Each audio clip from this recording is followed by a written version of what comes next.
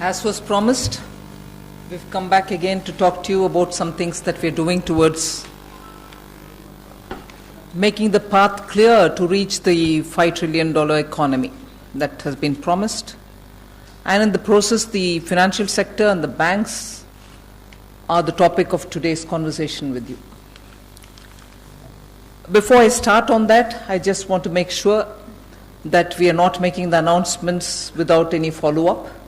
Since the last announcement, and on those very specific points, how much has developed and what are the kind of things which have happened are the first few slides. So the first few slides don't relate to today's announcement, but more for me to come back to you to say since last Friday, what have we done?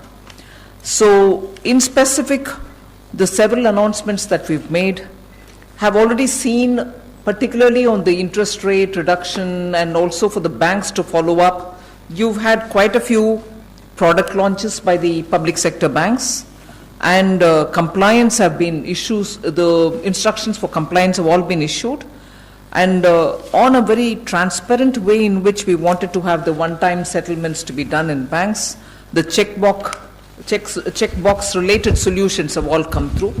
So I just want to be clear that the first few steps that we're talking about are specifically related to the banking sector, but post my last announcements.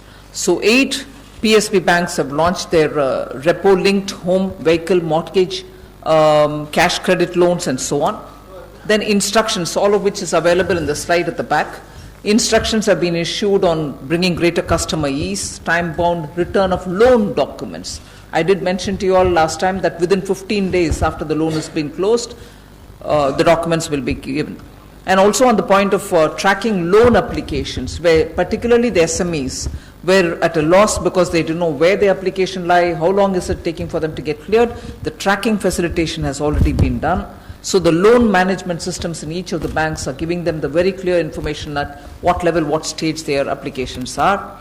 And the one-time settlement, which I did mention, has already seen instructions have been issued. And then particularly for the NBFCs, the support that we had promised, which includes housing finance corporations also, the partial credit guarantee schemes have all been executed.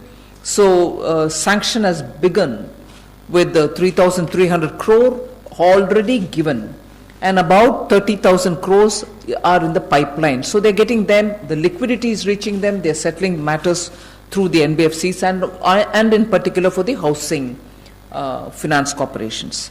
The co-origination is something about which we spoke last time. We said the synergy between the NBFCs, which have the spread and reach, and the public sector banks which are sitting with the liquidity, because of the co-origination, they should be able to reach out much more. So I can very clearly today claim, post my last Friday's announcement, 4 NBFCs have already found their solutions through the public sector banks, reaching out to them to give the liquidity that they so desire. And more on the pipeline. We'll be talking about it sooner. One thing about the Indian economy, I'd like to give a broad picture, is today as we stand on the 2.6 trillion economy that we are, of which 1.9 trillion is actually the credit in the economy. So approximately about 72%. That shows it as approximate, right? From a distance it looks like negative, it's not. 72% of GDP is the credit availability. So the measures that we're going to announce today, we think are important so that the credit in the economy also grows commensurate with the desire that we have to reach a $5 trillion economy, and that is why the credit enhancement is what we're talking about, not specific amount, which is the destination. Next one.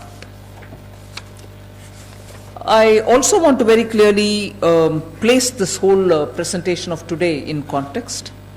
We are very clear that we need to lay a very strong foundation for the financial sector, in which not just strengthening the banks with equity inclusion, but also making sure that we give them a complete good governance module.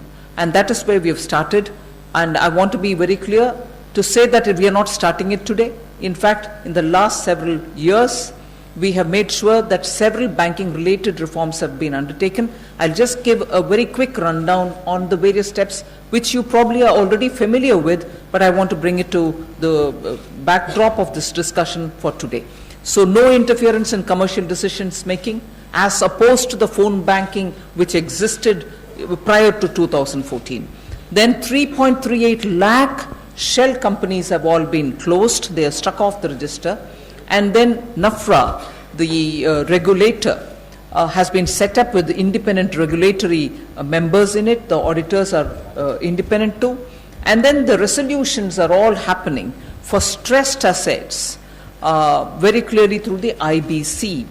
So if those are the ways in which we are moving, you can see further some of the reforms which were taken up earlier, release only after ensuring loan conditions and clearances are all being followed now. Consortiums of banks which can get together in funding a particular project, which ran to 30 or 31 earlier, are now only limited to 7 to 9 banks at best. However big the project may be, not more than 7 to 9 banks in the consortium. Then techno-economic evaluation cells are being created in the banks so that there are no inadequacies found. Then technology analysts used for robust risk assessments are being made, and also to bring in due diligence in banks. So those are committees which we've appointed. And then the early warning signal reading is a very important step that we've taken. Specialized agencies have been set up who are monitoring every loan which is over 250 crores. Further, quickly going through the reforms that we've taken, cash flows were not ring-fenced earlier. Very clearly now, they're very ring-fenced, so you know that you're not going to get into an unknown sudden situation which develops. Then banks were overexposed to corporate loans. Now there is a good asset mix.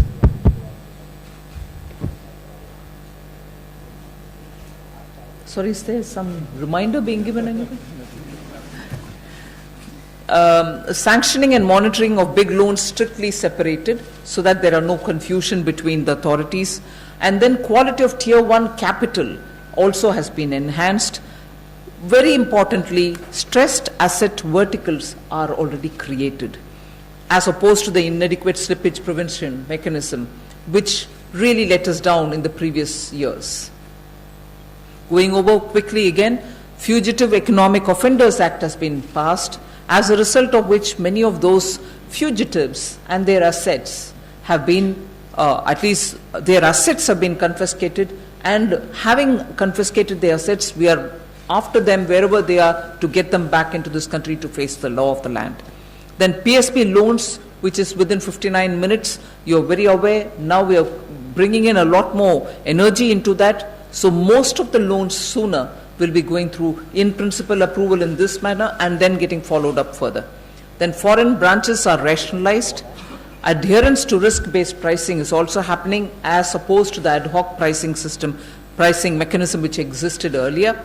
Then retail and MSME LMS are also implemented. LMS meaning loan management systems are implemented. Quickly again, to avoid further Nirav Modi kind of situation, SWIFT messages are linked to the CBS, the core banking system. IT-based centralized processing centers and verticals are also started. Then MSME bills discounting because of being on threads is introduced. Even the last Friday, I gave one more step further on that, linking that with the GSTN also, so that nowhere will bill discounting for the MSMEs will become a problem. So with all these linkages, they should be able to discount it with greater sense of ease. Then selection at arm's length through bank board bureau. So no selections are going to be politically interfered with. It will happen professionally. Then the MDs of banks selection from market for large PSPs and wider pool of other PSPs. So you're not limiting the choice of who can be running the bank as a managing director. From a limited pool of people, you're opening it up for the market, whoever wishes to come to that position.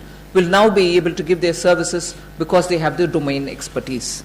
The non-executive chairman is being introduced. Earlier, only the State Bank of India had it. Now all banks shall have it. So from all this, what is the gain that we've seen, and what is it that we can put on record? We just want to show that loan recovery record levels have been reached. If in financial year 18, 77,000 odd amount was collected, 77,000 crores, now it's crossed 1,21,000 crores. That's about record recovery levels. Then the gross NPAs, I want particular attention to be drawn of the media for this. Gross NPAs have come down. So in December 2018, if you had 8.65 lakh crores, now the asset quality has improved, NPAs have come down, and the level at which they are today is only 7.90 lakh crores. The next is the provisional coverage ratio.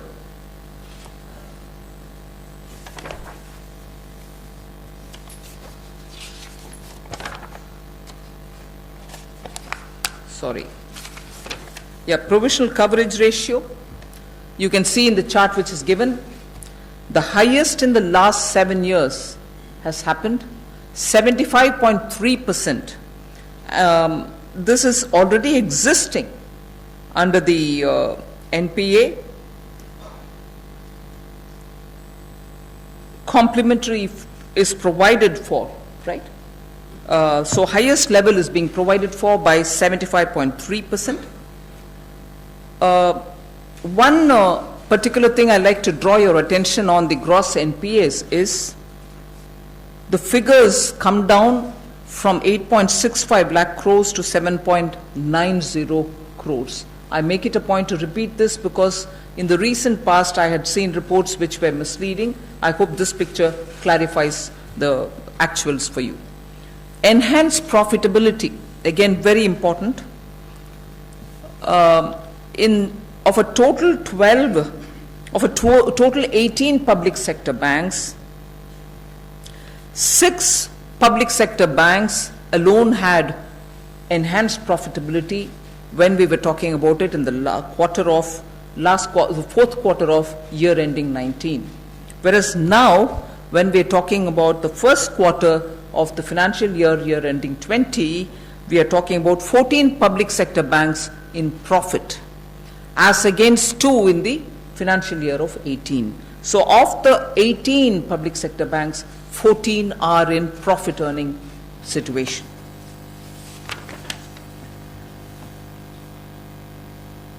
I also want to report on what has happened and what has developed post the consolidation of Bank of Baroda, Vijaya Bank and Dena Bank together. So what's the impact of that? What have we gained out of it? I just want to put that before you. We've actually had wide-ranging benefits. Wider offerings and enhanced customization has happened. Operations rationalized much more than before. Verticalization initiated. Very important, just no retrenchment of any staff. Very important again, admin staffs have been redeployed for business, which means the core function of the business improves, and best practices were replicated everywhere. And when I say this, and I insist saying this, because if there was one feature which was very good in one of the 3 banks as regards human relation management, that was copied for the rest of them also. Similarly, when all of them came back together, every best practice which prevailed in this bank or that bank or the third bank were all replicated for everybody's benefit. So best practices of each bank has been absorbed for the collective gain. So that's very important there. So significantly in terms of numbers, if you want to say, the CASA growth has been robust post the merger.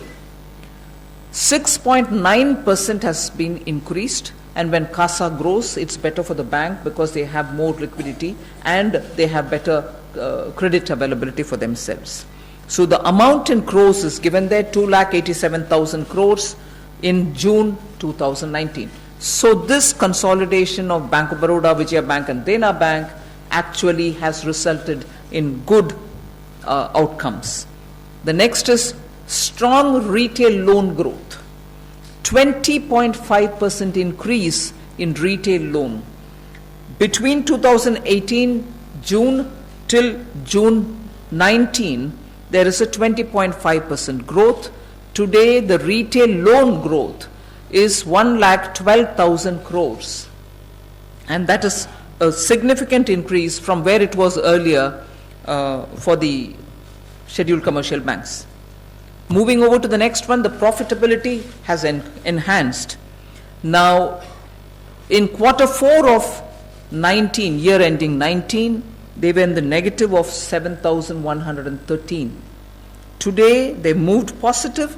They are at plus 710 in the first quarter end of this financial year. So profitability has also enhanced. What has happened in terms of the potential which got unlocked? As a result of the merger, there's a very clear indication that they're poised for rapid growth and they can raise greater things in the market, and high profit trajectory can be seen whether it is loan growth, whether it is CASA growth, or whether it is in the profitability. End of the day, what is the market thinking about it? You have at least 38 market analysts who have come on to have one unanimous view that the market capitalization post this merger is expected to touch 51,000 by the time it is August 2020, from where it was 35,000 crores. So April 19 to 2020, within 1 year, that's a kind of improvement and outcome which has happened of the first merger that which took place, Bank of Baroda and so on. So having done 2 rounds of consolidation, along with sustained thrust on recognition, recapitalization, resolution, process reform and so on, what is it that we want to do for the next? I've already said the target is $5 trillion economy that we want to reach, a robust banking system that we want, and for which the steps that we want to take is what we want to reveal today before you. So we are trying to build the next gen banks. So unlocking the potential through consolidation. We are going to be talking a lot about consolidation. Big banks with enhanced capacity to increase credit. Big economy, you need banks which can sustain that kind of a growth potential. And the trajectory has to be maintained from the point of view of the banking facility that we can provide for the people of India. Banks with strong national presence and global reach is what we want.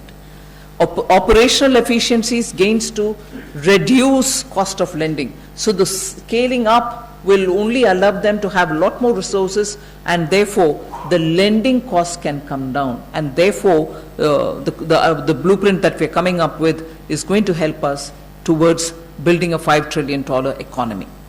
Enhanced risk appetite they can have. Thrust on next-gen technology for banking. Technology is an important feature. You'll notice that further we talk about, we've given a lot of mind application for ensuring that the fintech that they operate with are all going to be such that no customer disruptions will happen and enough attention will be taken towards bank and its consolidation. Wider offerings with enhanced customization and better ability to raise resources from the market. So we very quickly give you a complete picture of what kind of consolidation we are going to be doing. The first one, before I start, the large capacity of one bank, the technology-driven capacity of another, and the strong deposit franchise the third has, are all being brought together. So Punjab National Bank, Oriental Bank of Commerce, and United Bank will be brought together, and they shall form the second largest public sector bank with business of 17.95 lakh crores, which is at least approximately 1.5 times that of Punjab National Bank. So that will be the first one that we're talking about.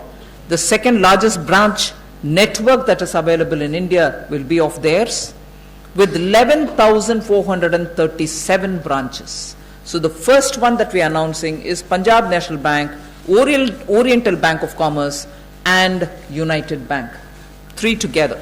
What will this give us? A high CASA and lending capacity combined in consolidated bank. Large cost reduction potential due to network overlaps. Cost saving and income opportunities for the joint ventures and subsidiaries. Most important, the point that I said earlier, we have taken clear care that the platform that they use are compatible. In merging or in bringing together the 3 banks that we brought down here, we made sure that the technology which is used in this Bank 1, Bank 2 and Bank 3 are compatible, and all the 3 banks can enable a quick realization of gains without customer disruption, without any disruption to the service that they have to lend. We go to this most important table. The indicators that I would draw your attention to are the CET1 ratio, the CRAR, which is the capital reserve ratio, and also to the net NPA ratio, the 3 above the category of employees, which is very important for you to notice. And all the 3 are very critical indicators to tell you that this consolidation in this particular case is absolutely healthy. And we've kept all the Basel norms, RBI's guidelines and the Basel norms in mind, even as we have put these numbers together for you. If you have any questions, we'll be able to answer it later. I don't want to labor on each one of them, but I want to completely give you the confidence that we've applied our mind on the Reserve Bank of India guidelines and also on the Basel norms, which will have to tell us what these numbers ideally should be. We've kept that in mind. I can go further to explain that a bit later. Should we now move to the second? The second which we are consolidating are both banks coming from the south. Canara Bank with Syndicate Bank. They will be the 4th largest PSB with business of 15.20 lakh crores, which means approximately 1.5 times more than the current size of the Canara Bank itself. 3rd largest branch network in India, they will hold, with 10,342 branches. Large cost reduction potential exists due to the network overlaps. Similar culture to enable smooth consolidation because they come from the same region. Cost saving and income opportunities for JVs and subsidiaries, and therefore immediate, without disruption, continuation of service for all customers. Again, mind application on the point that they both come under similar compatible financial technology that they use, so both are able to quickly realize the gains.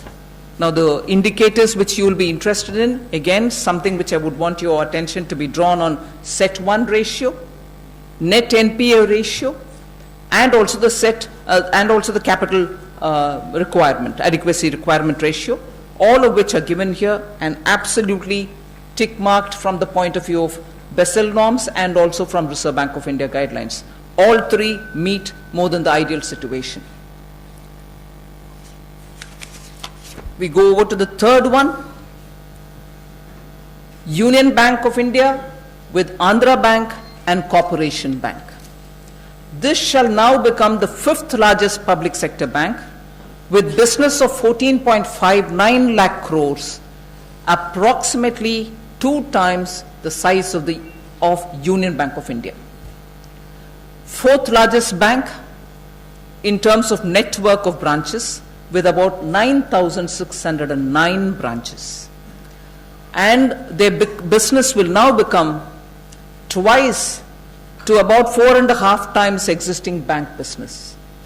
Large cost reductions possible because of, again, network overlaps, which we can rationalize. Cost saving and income opportunities for JVs and subsidiaries again. Again, consideration was given for the kind of technologies that they use, are they compatible and so on. Yes, all the 3 and their technologies are absolutely compatible, and therefore we don't see any disruption in terms of client services.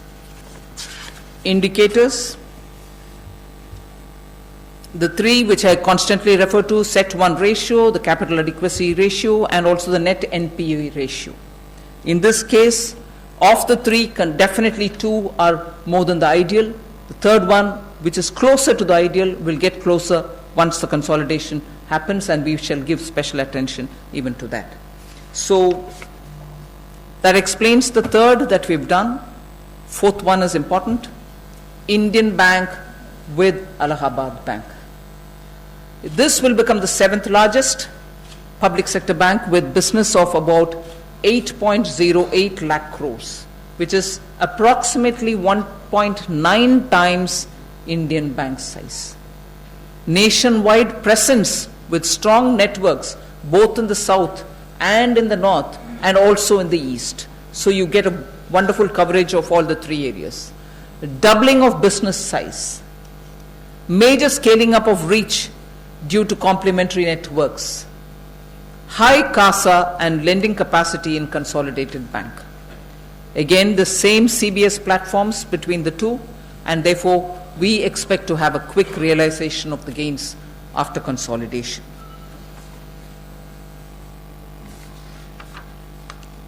The indicators, very clearly, all three are very clearly above board, very much above the ideal that we have. So it's worth noting that the strength is only getting consolidated of these two banks. So with all this said, we have very clearly explained what are the things that we're doing towards bank and consolidation. I want you to particularly give attention to this particular table. So what is it that you're going to have? The anchor bank will be Punjab National Bank in the first merger that I announced, where the amalgamating banks are Oriental Bank of Commerce, United Bank of India. Business size is 17.94 lakhs. PSB rank by size would be second, and the particular computer networking, fintech networking is Finacle. Similar, Canara Bank and Syndicate Bank coming together gives us a bank size of 15.2 lakh crores, becoming the fourth largest. iFlex is the system that they use. Union Bank of India together with Andhra Bank and Corporation Bank will become the fifth largest of the banks, public sector banks, with 14.59 lakh crores for their business size. Then Indian Bank with Allahabad Bank reaches the business size of 8.08 lakh crores, will be the seventh largest bank. So we had already talked about SBI amalgamated earlier, Bank of Baroda amalgamated earlier.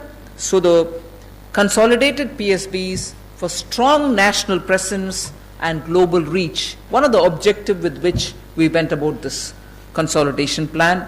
So 82% of all PSB business will be with these banks. 56% of all commercial bank business will be with them. We shall continue with two banks which will have national presence. And they are Bank of India with 9.3 lakh crores of business size. Central Bank of India, 4.68 lakh crores, will continue as Central Bank of India. So two of those banks continue to be with national presence, and they continue to flourish in those. With all our support, we'll extend everything else. To strengthen the regional presence, some of these banks continue to have their dominance in regional areas, and they shall continue to be where they are. Indian Overseas Bank will continue their presence largely in South with 3.75 lakh crores. UCO Bank with their presence in the East will continue with 3.17 lakh crores presence. Bank of Maharashtra in the West will continue as it is with 2.34 lakh crores as their business, and Punjab and Sindh Bank in the north, particularly in Punjab area, will continue with 1.71 lakh crores as their presence is very solid. Now, this is something which is a tally which you need to notice. In 2017, when there were 27 public sector banks, today, after today's announcement, this comes down to 12 only. So 12 solidly present, well consolidated, energized, adequately capital endowed banks will now operate to target our 5 trillion economy and give the necessary support for the banking facilities which is so required by our customers today.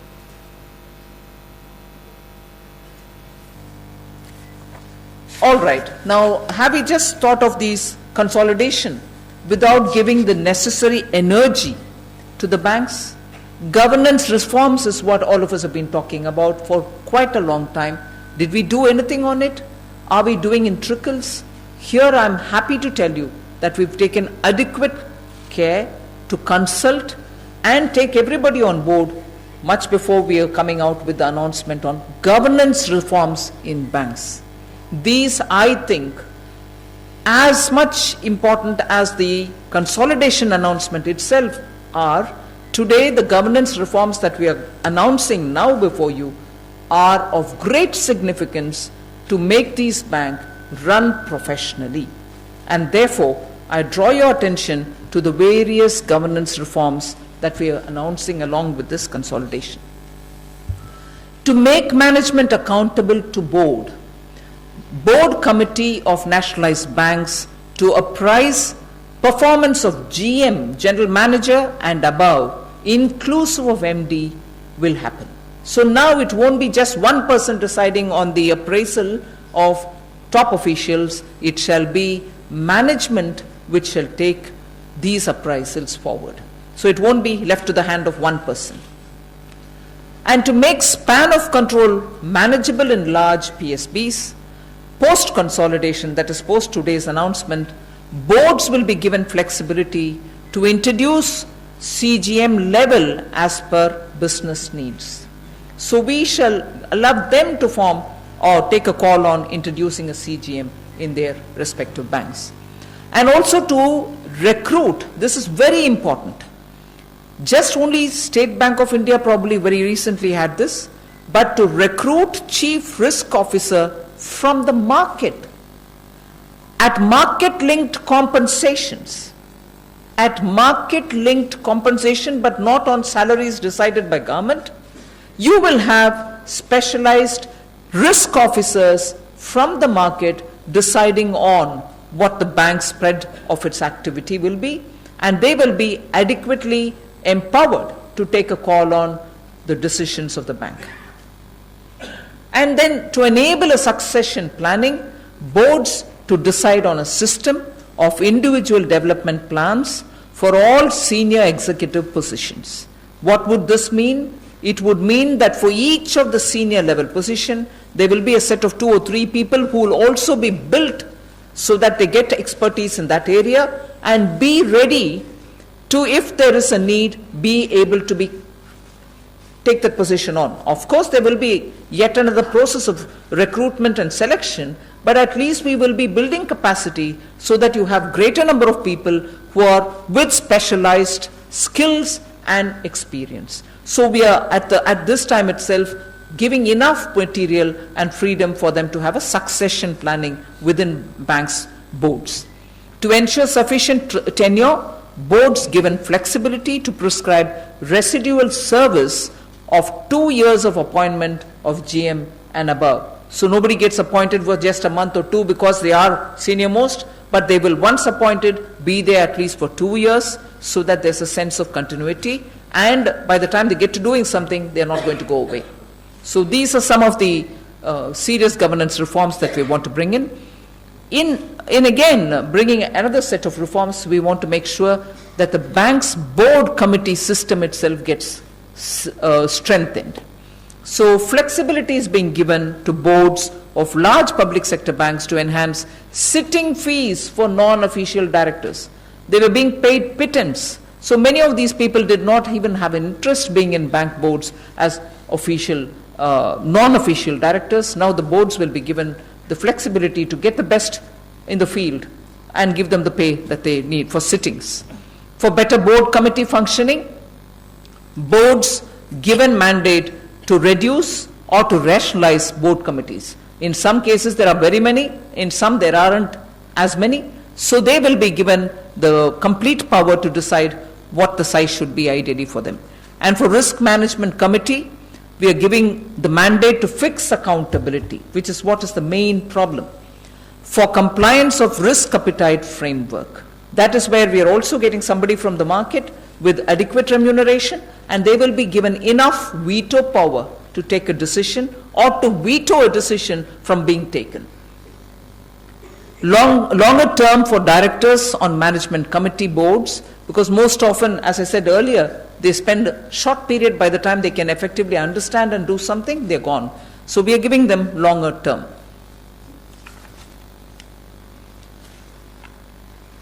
The last point there about the strengthening of the board committee system, is the management committee of the board loan sanction thresholds have been enhanced by up to 100%. So if they had an X amount this time, they would be having 2X, to enable focused attention to higher value loan proposals. So this gives them the additional strength and power to go ahead with higher value loans. So further on the governance reforms, non-official directors' effectiveness is something which all of us have been questioning, discussing. We're trying to bring in some strength there. So the non-official directors' functions will have to be now comparable, analogous to the independent directors. So that's something which is happening now. Boards are given mandate for training of directors, both for the induction and for specialized purposes. Boards are given mandate again to evaluate the NOD, non-official directors' performance, annually on a peer review basis. Thorough professionalization is what we are aiming at by doing these. The next is about leadership development in banks. Executive directors' strength in larger banks are raised to 4 for better functioning, focus, and also thrust on technology. Particularly on technology, we would ensure that there is an executive director who completely focuses on that, because the cyber security risks which banks face is also something which leadership should be consciously seized of. Creation of leadership pipeline under the BBB, the Bank Bureau Leadership Development Program, is also being introduced. So with all this, the public sector bank and their drive, we are going through wide-ranging reforms. Financially stronger PSBs are the ones which we are aiming at. Remember, please recall that in the budget we had made a provision of 70,000 crores. Well-provisioned PSBs, 14 already in profit. We'd like all of them to do well. Then technology-driven banking is what is the emphasis on today. Scale and synergy will be acquired because of the consolidation that we've done today, and governance is also getting strengthened, professionalized, and independence given to them to function. Now, if all this is what we have, of the 70,000 crores that we've given, I want a certainty out there for the consolidation. Have we just done the consolidation and left them free? No. We are giving them enough capital reserves with which they can be confidently functioning without worrying. And I underline here, even as we announce all the consolidation, we have given enough instructions for the banks at the branch level to be sure that that which we had announced last Friday in terms of liquidity, in terms of working with NBFCs, in terms of making sure that the credit availability in the market, all this will not suffer. On the contrary, we would want at the branch level enough dedicated staff to attend to that, and not entirely all the staff to be looking after the consolidation program itself. So that has been very clearly instructed to the banks. We expect them to dedicate their staff to make sure last Friday's announcement as regards liquidity, availability of credit, reaching out to customers, reaching out to NBFCs, all happen without any disruption. So those dedicated to take care of smoothing out these consolidation will be completely dedicated for this purpose without having that suffer. So a rough, absolutely approximated number of what we would like to infuse with these banks. Punjab National Bank will get something around 16,000 crores. I just want one rider, one clause to be put here. These are approximate amounts. We will obviously tailor make them according to the banks and the requirement, which will be discussed with the banks at that level. But here we are just giving you a broad indicator. Don't hold us on to this amount to the last digit. So Union Bank of India would get 11,700. Bank of Baroda will get 7,000. Although that was an earlier tranche of consolidation, we still support them. Canara Bank gets 6,500. Approximately all of them. Indian Bank 2,500. Now, does that mean we forget those which are existing in the regions? Not at all. Indian Overseas Bank, we think about 3,800 crores. Central Bank of India, 3,300 crores. UCO Bank, 2,100 crores. And United Bank of India, 1,600 crores. And Punjab and Sindh Bank, 750 crores. Now, these are not to take care of just the consolidation related work, most of which is already provided for. This is aimed at growth.